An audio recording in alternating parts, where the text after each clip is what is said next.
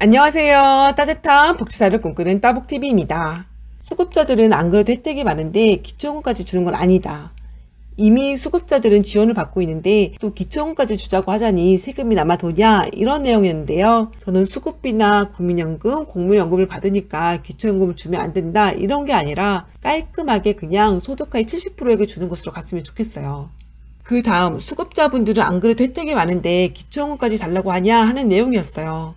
수급자가 아닌 분들 입장에서 보면 수급자는 생계급여 54만원에 주거급여 31만원에서 최대 85만원까지 받고 있고, 의료급여도 받아서 병원비도 공짜이거나 1,000원, 2,000원 정도 아주 저렴하게 내고 있고, 쌀값도 10kg에 2,800원이고 전기세 감면, 도시가스 감면, 핸드폰비 감면, 문화누리 카드 10만원 등등을 받으니까 수급자로 받는 것들이 많다고 생각하시는 분들이 계시는데요. 그렇기 때문에 기초연금까지 받는다고 하면 너무 많이 받는 것 같은 생각이 드실 거예요. 그런데 중요한 것은 수급비 자체가 적다는 거예요. 수급자는 생계급여 54만원에 주거급여 31만원에서 최대 85만원 받고 있는데요. 이건 최대치로 받는 경우이고, 실제 보면 이것보다 적게 받는 분들이 훨씬 많아요. 또 주거급여는 주거에 사용되는 비용만 지원받는데요. 이 비용도 실제 주거에 사용되는 비용보다 적게 받는 분들이 많아서 생계급여에서 주거비를 내는 경우도 많아요. 임대아파트에 살면 주거 걱정을 안 해도 된다고 생각하시는 분들도 계시는데요. 관리비는 주거급여로 지원되지 않기 때문에 이것도 생계급여에서 내야 해서 부담이 크죠.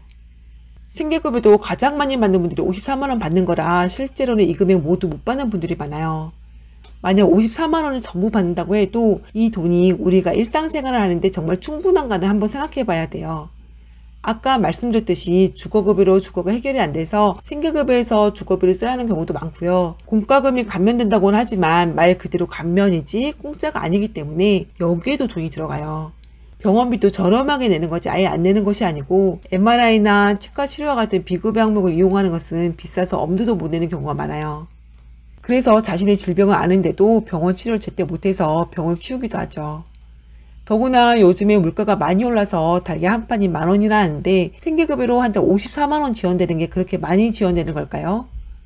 제가 이렇게 말씀드리면 그렇게 생각하면 수급비를 받을 생각하지 말고 일을 하라 라고 하시는 경우도 있는데요. 우선 수급자분들은 특성상 건강이 안 좋은 경우가 많아서 일 자체를 못하는 분들도 계시고, 일을 한다 해도 고된 일을 하는 경우가 많아서 일했다가 오히려 병을 키우는 분들도 계세요.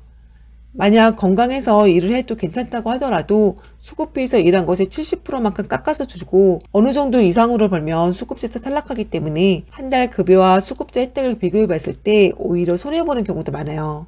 특히 어르신의 경우에는 병원 치료도 많이 받기 때문에 의료급여로 병원비 받는 것까지 생각해보면 더 그렇죠.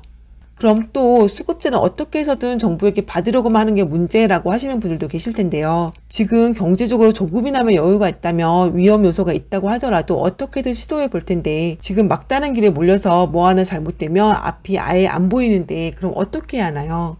당연히 안전한 길을 선택할 수밖에 없죠. 제가 이렇게 말씀드리면 또 수급자보다 더 어려운 분들도 있다라고 말씀하실 텐데요. 저도 이런 사각지대에 계신 분들이 너무나도 많다는 거 알아요. 그럼 우리나라 제도에서 그런 사각지대를 없애는 게 맞지, 수급자보다 더 어려운 사각지대가 있으니까 수급자는 괜찮다 하는 것은 아니죠. 또 실제 수급자가 어려운지 아닌지는 해당 수급자의 실제 생활과 가족관계 등을 100% 다 알지 않은 이상 알기 어려워요. 겉으로 드러난 모습과 속사정은 다른 경우가 많거든요. 저는 이런 경우를 실제 사회복지 현장에서 너무나도 많이 봤어요. 겉으로 볼 때는 잘 사는 것 같지만 알고 보면 그렇지 않다는 것을요. 이쯤 되면 또 부정수급자 이야기를 하실 거예요. 내 주위에 부정수급자 엄청 많다. 따봉님이 경험한 게 전부가 아니다. 맞아요. 이건 저도 인정하는 부분이고요. 저도 현장에서 부정수급자를 본 적이 있어요. 그런데 부정수급자 중에는 진짜 이거 아니다 싶은 분들도 계셨지만 수급비가 너무 적어서 어쩔 수 없이 부정수급자가 되신 분도 계세요. 수급비만으로는 도저히 생활이 안 되니까 소득신고를 안 하는 조건으로 최저시급의 절반도 안 되는 금액에 일하시는 경우처럼 말이죠. 또 부정수급자 있다고 하더라도 1% 미만으로 그 비율 자체도 적어요. 우리나라 행정체계가 그렇게 허술하지 않아서 부정수급자가 되기도 힘들거든요. 수급자분도 모르는 며느리 월급까지 다 알아서 수급자에서 탈락시킬 정도이니까요. 그래도 부정수급자 1%를 찾아내겠다고 마음먹으면 부정수급자를 찾긴 하겠지만, 이걸 찾는 행정비용이 그분들에게 잘못 나간 수급비보다도 크고, 이걸 찾는 과정에서 느끼는 수급자분들의 낙인감과 수치심, 불안감은 돈으로 환산할 수도 없어요. 그래도 이건 정말 너무하다 싶을 만큼 부정수급을 하고 있다 하고 생각하시는 분들은 부정수급을 하고 있는 분들을 신고하시면 돼요. 복지로 사이트에 가보면 부정수급 신고하는 곳이 있거든요. 거기 가셔서 익명으로든 실명으로든 신고하시면 돼요. 실명으로 신고하시면 환수 금액의 30%, 1년에 최대 5천만 원까지 받을 수 있다고 하니까 참고하시고요.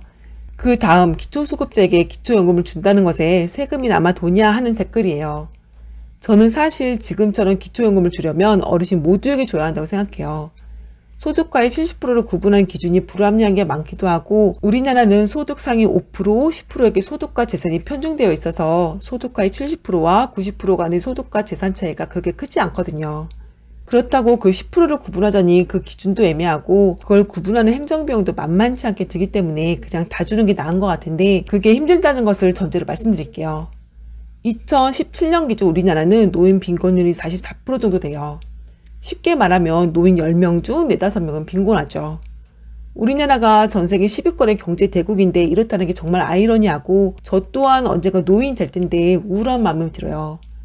그래서 정부는 노인 빈곤이 우리나라의 큰 사회 문제라고 생각해서 65세 이상 노인 중 하위 70%에게 기초연금을 드리고 있어요. 그런데 제가 아까 노인 빈곤율이 하위 44%라고 했죠. 그래서 기초연금으로 하위 70%까지 드리는 것이면 빈곤하지 않는 분도 기초연금을 받을 수 있어요. 그래서 노부부가 10억짜리 비싼 아파트에 살아도 기초연금을 받을 수 있죠. 이에 반해 기초생활비로 하루하루 겨우 사는 하위 7, 8%의 수급자 노인 50만 명에게는 기초연금을 주는 만큼 수급비를 차감해요. 만약 수급비보다 기초연금이 더 많으면 수급자에서 탈락시켜 버리고요. 그래서 기초연금을 안 받은 것과 똑같아서 줬다 뺏는 기초연금이라는 말이 있는 거예요. 수급비를 못 받아도 기초연금으로 더 많은 돈을 받으니까 괜찮지 않냐 하시겠지만 수급비를 받으면서 받을 수 있는 도시가스비, 전기세 감면 등 다른 여러 부가 혜택도 못 받고 의료급여에서 탈락하면 병원비가 많이 들어서 기초연금 받는 게 손해가 되기도 하거든요. 이 때문에 기초연금을 받을 수 있는 수급자 6만 명은 기초연금이 정말 필요한데도 기초연금을 신청하지 않아서 자신의 집주인도 받는 기초연금을 못 받은 경우가 있어요. 저는 기초연금을 장애인연금이나 아동수당처럼 수급자분들의 소득으로 보지 않았으면 좋겠어요. 그러면 수급자분들도 마음 편하게 기초연금을 받을 수 있을 거예요.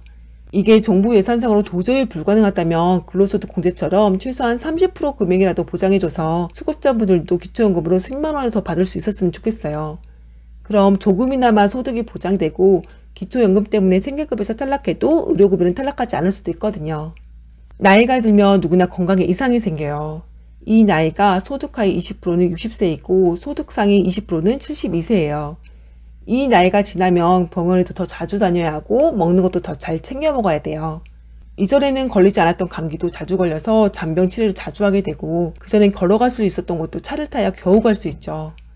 그러다 보니까 나이가 들수록 돈이 더 많이 필요한데 이건 수급자라고 해서 예외는 아니에요.